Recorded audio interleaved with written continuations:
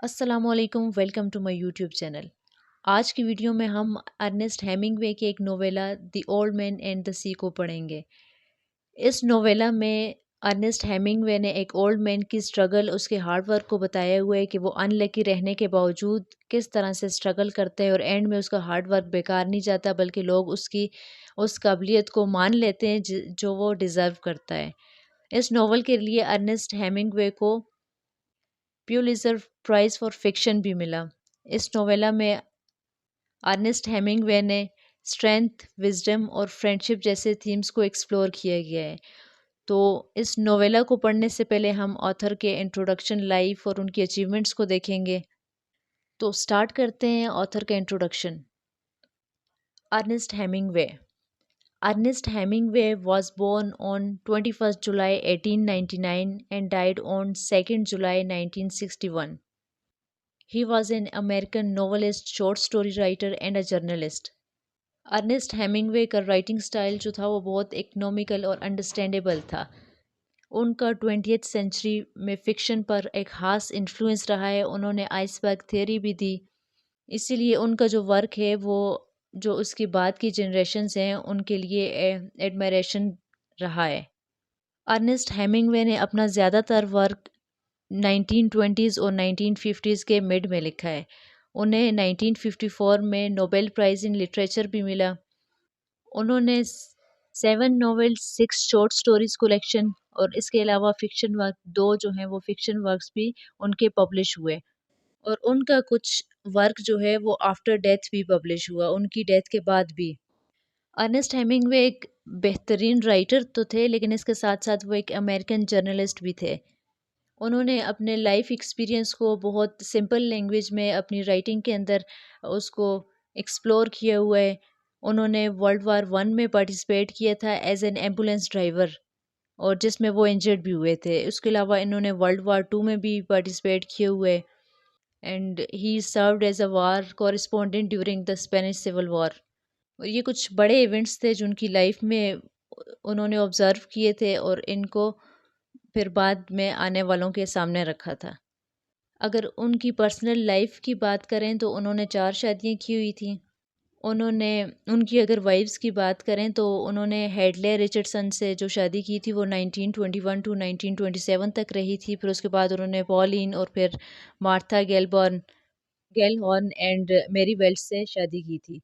अगर हम Ernest Hemingway के लिटरेरी वर्क और अचीवमेंट्स की बात करें तो उनके फेमस जो नॉवेल्स हैं उनमें the sun also rises 1926, a farewell to arms 1929, for whom the bell tolls 1940 and the old man and the sea 1952। ये उनके कुछ रिमार्केबल नॉवेल्स हैं जो उनकी लाइफ में पब्लिश हुए। वो अपने वर्क्स की वजह से काफ़ी क्रिटिसाइज भी होते रहे हैं।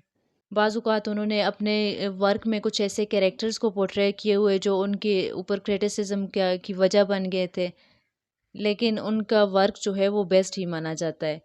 The old man and the sea के लिए उन्हें प्युलिट्ज़र प्राइज़ मिला था, जबकि इसके अलावा इन्हें नोबेल प्राइज़ इन लिटरेचर 1954 में मिला था।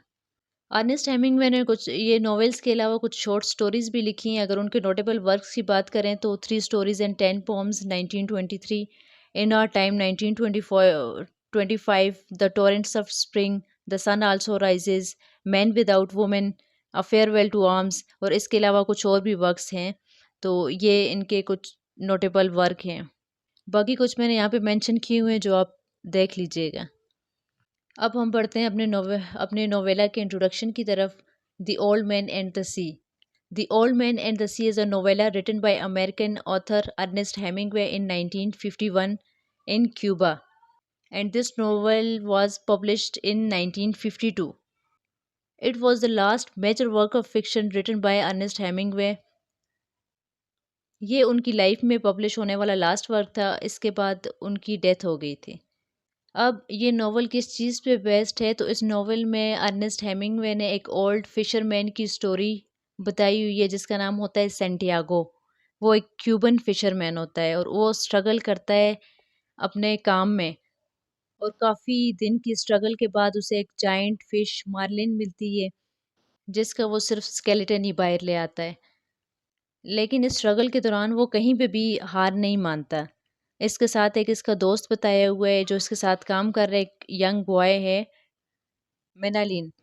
उसकी और इसकी फ्रेंडशिप पे भी को भी बहुत अच्छे तरीके से उन्होंने बयान किया है। अब हम लोग देखते हैं नॉवेल के की फैक्ट्स। फुल टाइटल इसका है the old man and the sea. ये टाइप ऑफ वर्क की अगर बात करें तो ये एक नोवेला है। इसके ऑथर अर्नेस्ट हेमिंगवे हैं। जॉनरा इसकी पेरेबल ट्रेजेडी है। लैंग्वेज इंग्लिश है।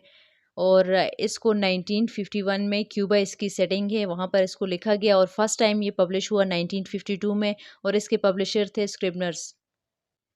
अब कैरेक्टर्स को अगर हम लोग देखें तो सेंटियागो इस नोवेला का सेंट्रल कैरेक्टर है। इसके अलावा मार्लिन का कैरेक्टर है, मेनोलिन का है, जो डिमेगियो का है और मार्टिन का कैरेक्टर इसमें है, जो हम जब इसकी प्लॉट समरी देखेंगे तो साथ साथ कैरेक्टर्स को भी देखते जाएंगे। तो स्टार्ट करते हैं इस नॉवेल की प्लॉट समरी। अब ये स्टोरी स्टार्ट होती है, सेंटियागो एक क्यूबन फिशरमैन है जिसकी लाइफ काफ़ी मुश्किल से गुजर रही है। अब इसने जो है वो लास्ट 84 डेज़ में कोई भी फ़िश नहीं पकड़ी, जबकि इसके मुकाबिल में जितने भी बाकी फिशरमैन हैं वो उनका काम बहुत अच्छे से जा रहा है, लेकिन सेंटियागो हमेशा एम्प्टी हैंडेड वापस घर लौट जाता है। इसके साथ एक मेनलिन एक यंग बॉय है जो हमेशा इसके साथ होता है, सेंटियागो के साथ काम करता है, वो इसकी हेल्प करता है, इसे खाना वगैरह बना के देता है। अब इस मेनोलिन जो है उसको उसके पेरेंट्स फ़ोर्स करते हैं कि वो सेंटियागो को छोड़कर किसी दूसरे फिशरमैन के पास चला जाए, क्योंकि सेंटियागो खुद ही मछलियाँ नहीं पकड़ पा रहा, वो खुद ही उसका काम इतने अच्छे से नहीं जा रहा, तो वो तुम्हें क्या सिखाएगा। ये मेनोलिन जो है वो काम सीखने के लिए, फ़िशिंग वगैरह सीखने के लिए सेंटियागो के साथ रह रहा है। लेकिन वो अपने पेरेंट्स की बात नहीं मानता, क्योंकि मेनोलिन को सेंटियागो बहुत ज़्यादा पसंद है और ये दोनों बहुत अच्छे फ्रेंड्स भी हैं। ये साथ बहुत अच्छा टाइम स्पेंड करते हैं। वो ना सिर्फ मेनोलिन उसकी हेल्प करता है, बल्कि उसके साथ बहुत अच्छी इनकी कन्वर्सेशन वगैरह भी होती रहती है। अब ये दोनों सोने से पहले बेसबॉल की बातें करते हैं। सेंटियागो को एक एक बंदा जो डिमेगियो ये बहुत पसंद है। जो डिमेगियो जो है वो उसको सेंटियागो आइडियलाइज़ करता है। ये दोनों इसके बारे में बात कर रहे होते हैं। अब सेंटियागो जो है वो बहुत कॉन्फिडेंट है कि नेक्स्ट डे जब वो अगली सुबह उठेगा तो उसके वो जिस काम में 84 डेज से कामयाब नहीं हुआ वो कामयाब हो जाएगा। वो इसी उम्मीद के साथ सो जाता है और सोने के बाद वो दोबारा से एक ड्रीम देखता है जिसमें वो लायंस वगैरह को देखता है कि वो अफ्रीकन बीच पे है और वहाँ ये मछलियाँ पकड़ रहा है। अब नेक्स्ट डे सेंटियागो अपनी बोट पे बैठता है, दोबारा से अपने काम के लिए निकल जाता है। अब इस दिन क्या होता है कि फ़िशिंग रोड में जो 85th डे है, उसमें उसकी फ़िशिंग रोड के अंदर एक बड़ी-सी फ़िश मार्लिन फँस जाती है। ये इतनी बड़ी फ़िश होती है जिसका साइज़ इसकी बोट से कहीं ज़्यादा होता है। ये फ़िश समुद्र के काफ़ी नीचे होती है और सेंटियागो इसे निकालने की काफ़ी कोशिश करता है। लेकिन ये फ़िश इतनी बड़ी साइज़ में इतनी बड़ी और इतनी हेवी है कि एक इंसान के लिए उसको निकालना एक सिंगल हैंडेडली बहुत मुश्किल है। और वो अपने एक्सपीरियंस के मुताबिक सोच रहा है कि अगर वो ज़्यादा ज़ोर लगाएगा इसको निकालने के लिए तो हो सकता है उसकी रोप भी टूट जाए। अब इसने फ़िश को बहुत सख्ती से पकड़ा हुआ है अपने रॉड के साथ। लेकिन जो मार्लिन फ़िश है उसने भी बोट को खींचना शुरू कर दिया।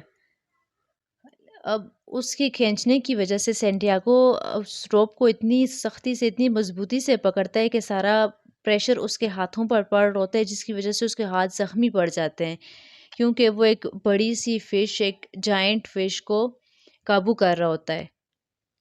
काफ़ी देर के स्ट्रगल के बाद सेंटियागो बहुत ज़्यादा थक जाता है और इसकी हिम्मत नहीं रहती कि वो मज़ीद इसको कंट्रोल करे। अब सूरज ग़ुरूब हो जाता है, दूसरा दिन गुज़रता है, तीसरा दिन, अब इसी तरह 2 दिन समुंदर में गुज़र जाते हैं। अब तीसरा दिन है कि सेंटियागो जो है वो समुंदर के अंदर उस मार्लिन को पकड़ने के लिए बैठा हुआ है। अब सेंटियागो क्या करता है, वो अपनी हारपून्स को यूज़ करके फ़िश को मार देता है और इसके बाद वो बहुत ज़्यादा खुश होता है कि क्योंकि इसने अपनी लाइफ़ की सबसे बड़ी फ़िश को मारा होता है और वो सोचता है कि इसको जब वो मार्केट लेके जाएगा तो इसे इससे काफ़ी प्रॉफ़िट मिलेगा। लेकिन उसके बाद इसे एक नए एडवेंचर का सामना करना पड़ जाता है। जब मार्लिन को वो मारता है तो उसकी जो ब्लड है वो समुद्र में बह रहा होता है, जिसकी वज़ह से काफ़ी शार्क्स जमा हो जाती हैं। पहले तो वो एक शार्क को भगा देता है, लेकिन उसके बाद बहुत सी शार्क्स इकट्ठे इकट्ठे मार्लिन पर अटैक करती हैं। अब उसके लिए मुमकिन नहीं रहता कि वो इतनी ज़्यादा शार्क्स से मार्लिन फ़िश को बचा सके। उनमें से जब वो एक शार्क को मारता होता है, उस दौरान उसका हार्पून भी उसके अंदर रह जाता है और वो उसको साथ ले जाती है। अब सैंटियागो के पास कोई वेपन भी नहीं है कि वो इन सबको डिफेंड कर सके। अब मार्लिन का जो जितना भी मीट वगैरह है वो सारी शार्क्स ने खा लिया। अब सिर्फ उसका स्केलेटन बच गया है। सैंटियागो ये देखकर बहुत ज़्यादा डिप्रेस हो जाता है, क्योंकि उसने इस मार्लिन फिश को पकड़ने के लिए काफ़ी दिन मेहनत की होती है, समुद्र में दिन गुज़ारे होते हैं। सैंटियागो घर वापस चला जाता है इसी डिप्रेस हालत में, और घर जाकर सो जाता है। उसने घर जाने से पहले जो स्केलेटन होता है मार्लिन फिश का, उसको अपनी अपनी बोट के साथ बांध देता है। अब नेक्स्ट डे क्या होता है कि बहुत से फिशरमैन उसकी बोट के अराउंड खड़े होते हैं और वो ऑब्ज़र्व कर रहे होते हैं कि जो सैंटियागो है उसने किसी शार्क का शिकार किए, उसने एक बड़ी-सी शार्क को मारा है, क्योंकि उसका स्केलेटन से उस फ़िश के जो साइज़ है उसका अंदाज़ा हो रहा होता है। और ये लोग काफ़ी एप्रिशिएट कर रहे होते हैं सैंटियागो को कि उसने एक बहुत बड़ा काम किया है। और ये सारे लोग जो सैंटियागो का मज़ाक उड़ाते थे कि वो इतने दिन से कोई फ़िश नहीं पकड़ सका, ये सारे लोग सैंटियागो को अ, सैंटियागो को एक बहुत अच्छा फ़िशरमैन मानने लगते हैं। वहाँ पे इनके पास ही वो बॉय मैनुलिन खड़ा होता है और ये मैनुलिन को भेजते हैं, कहते हैं कि तुम जाके उसको हमारी तरफ से मुबारकबाद दो, हमारी जो एप्रिसिएशन है वो उस तक पहुँचाओ। ये मैनुलिन ने 2-3 दिन से सैंटियागो को नहीं देखा होता। ये जब जाता है उसके घर तो सैंटियागो सोया हुआ होता है। ये कॉफ़ी सैंटियागो के लिए कॉफ़ी बनाता है। जब सैंटियागो जाग जाता है तो ये मैनुलिन को वो पूरी स्टोरी सुनाता है कि किस तरह से वो उसने 2 दिन गुज़ारे, किस तरह से उसने मार्लिन का मुकाबला किया और उसका सिर्फ़ स्केलेटन लेके आ सका। वो अपनी सारी स्ट्रगल मैनुलिन को बताता है। मैनुलिन उससे कहता है कि वो हमेशा उसके साथ रहेगा, उसी के साथ काम करना पसंद करेगा। अब जो सैंटियागो है वो वापस सोने के लिए चला जाता है और दोबारा से वो वही ड्रीम देखता है कि उसकी जवानी के दिन हैं, वो लायन वगैरह देखता है कि अफ्रीका के बीच पर वो शिकार कर रहा होता है, और यहाँ पे ये स्टोरी एंड हो जाती है। ये थी हमारे पास इस नोवेला की स्टोरी। अब हम लोग इसके इम्पोर्टेंट थीम्स को डिस्कस करेंगे। अब इसके इम्पोर्टेंट थीम्स में मैंने यहाँ पे मेंशन नहीं किया हुआ फ्रेंडशिप का थीम। जब ये स्टोरी एंड हो रही होती है वहाँ पे मैनुलिन जो है वो सैंटियागो से कहते होते हैं वो हमेशा उसके साथ ही रहेगा, उसके साथ ही काम करेगा। तो ये बुरे हालात में भी उसे नहीं छोड़ता। तो ये इनकी फ्रेंडशिप बताई हुई, ये एक इम्पोर्टेंट थीम है। नेक्स्ट थीम हमारे पास आ जाता है man versus nature.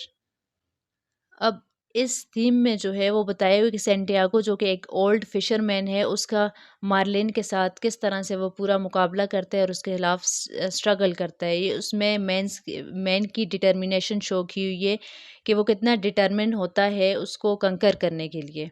Next theme हमारे पास आइसोलेशन का आ जाता है। इसमें सैंटियागो की आइसोलेशन बताई हुई है कि वो तो 2-3 दिन अपनी उस स्ट्रगल के दौरान सी में रहता है। नेक्स्ट थीम हमारे पास दी हीरोइक कोड है। इसमें हीरोइक जो कैरेक्टर है, हीरोइक फिगर वो सैंटियागो है, जिसे एकदम से लक उसका साथ नहीं दे रही होती, एकदम से उसे कामयाबी नहीं मिलती, लेकिन वो अपनी करेज को नहीं छोड़ता और वो अपने हार्ड वर्क को एंड तक उसी तरह से जारी रखता है। नेक्स्ट थीम हमारे पास आ जाता है एजिंग एंड विज़डम। ये थीम भी सैंटियागो के थ्रू एक्सप्लोर किया हुआ है कि वो एक एक्सपीरियंस्ड फिशरमैन होता है और जब वो मार्लिन का शिकार कर रहा होता है, इस दौरान वो अपने उस एक्सपीरियंस को यूज़ करता है, अपनी विजडम को। इसके अलावा इस नॉवेल के अंदर हमारे पास रिलेशनशिप बताए हुए मैन एंड नेचर का, और इसके अलावा ह्यूमन स्ट्रगल बताई हुई है कि ये एक ह्यूमन का स्पिरिट ही होता है कि वो 2 दिन तक एक जायंट का मुकाबला करता है, लेकिन वो हार नहीं मानता बहुत सी सफ़रिंग्स के बाद भी। ये थे हमारे पास कुछ इम्पोर्टेंट थीम्स। अब ये थे कुछ इम्पोर्टेंट थीम्स। अब हम लोग डिस्कस करेंगे इम्पोर्टेंट सिंबल्स। इस नोवेला में जो अर्नेस्ट हेमिंगवे हैं, उन्होंने थ्रू डिफरेंट सिंबल्स कोई ना कोई बहुत अच्छा मैसेज जो है वो कन्वे किए हुए है। फर्स्ट सिंबल जो उन्होंने यूज़ किया वो है द सी। सी जो है वो रिप्रेजेंट करता है सेंटियागो की स्ट्रगल को। अब ये एज अ विलन भी एज अ विलन भी इसको सिंबलाइज किए हुए है, और करेज के लिए भी, कि विलन तो वो साबित होता है लेकिन इसके साथ साथ ये उसको मोटिवेट भी कर रहा होता है, सी जो है वो काम के लिए, फिशरमैन को। नेक्स्ट सिंबल हमारे पास मार्लिन का है। मार्लिन जो है वो चैलेंजेस ऑफ लाइफ को रिप्रेजेंट करती है, कि एक फिजिकल स्ट्रगल बताई हुई है मैन की, और साथ साथ उसकी करेज भी कि वो हार नहीं मानता उससे। नेक्स्ट है शार्क्स। शार्क्स जो हैं वो सिंबलाइज करती हैं डिस्ट्रक्टिव फोर्सेस ऑफ वर्ल्ड को। अब लायन का ज़िक्र उसके ड्रीम में आता है। नेक्स्ट हमारे पास जो सिंबल है लायन का, ये हमेशा देखता है अपने ड्रीम में कि लायन होते हैं, और ये लायन जो है वो सेंटियागो की यूथ को सिंबलाइज करता है, कि जब वो यंग था तब वो कितने अच्छे से शिकार करता था। बेसबॉल जो है वो सिंबलाइज करती है सेंटियागो की जो इंटरेस्ट होता है, उसका कनेक्शन जो होता है वो जो डिमेगियो के साथ, उसे बहुत ज़्यादा पसंद होता है, वो हमेशा उसके बारे में बात कर रहा होता है। नेक्स्ट हमारे पास सिंबल है द स्टार का। स्टार सिंबलाइज करते हैं जो सेंटियागो का जो मैन का कनेक्शन होता है नेचुरल वर्ल्ड के साथ, उसको। ये थे हमारे पास कुछ इंपॉर्टेंट सिंबल्स। उम्मीद है आप लोगों को इस नोवेला की बहुत अच्छे से समझ आई होगी। इसके इंपॉर्टेंट क्वेश्चंस हम लोग कवर कर चुके हैं। अगर समझ ना आए तो वीडियो को दोबारा से देखें। Thank you.